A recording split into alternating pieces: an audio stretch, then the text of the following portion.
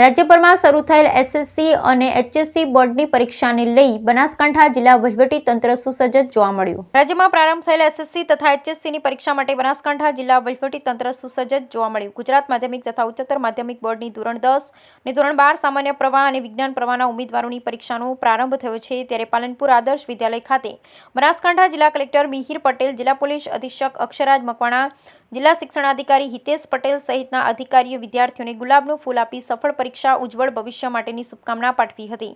જિલ્લા વહીવટીતંત્ર દ્વારા કંટ્રોલ રૂમ તૈયાર કરાયો છે, જ્યારે બાળકો કોઈપણ પ્રકારના ભય વગર અને પારદર્શિત વાતાવરણમાં પરીક્ષા આપી શકે તે માટે તંત્ર દ્વારા વિશેષ તૈયારી સહિત બાળકોને જિલ્લા કલેક્ટરે શુભેચ્છા પાઠવી હતી।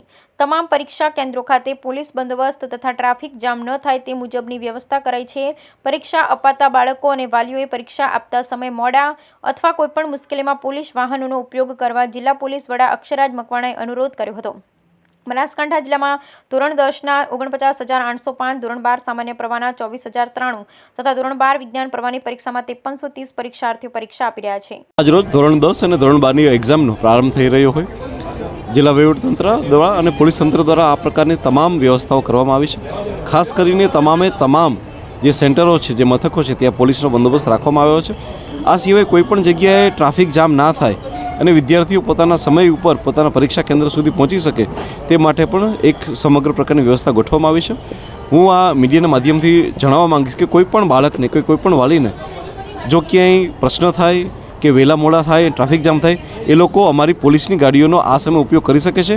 અમે તમામ પોલીસે સૂચના કરી છે કે અમારું સરકારી પોલીસ બાઇક કે અમારી સરકારી પોલીસ ગાડી આવા સમયમાં જો બાળક કહેશે તો એના કેન્દ્ર ઉપર પહોંચાડવા માટે પણ અમારું પોલીસ તંત્ર તૈયાર છે।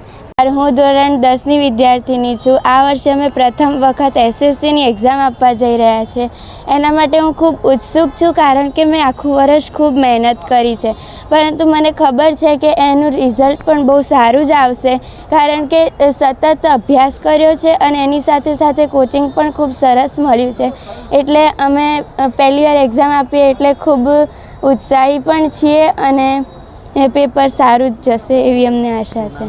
મારું નામ શ્રેયા પટેલ।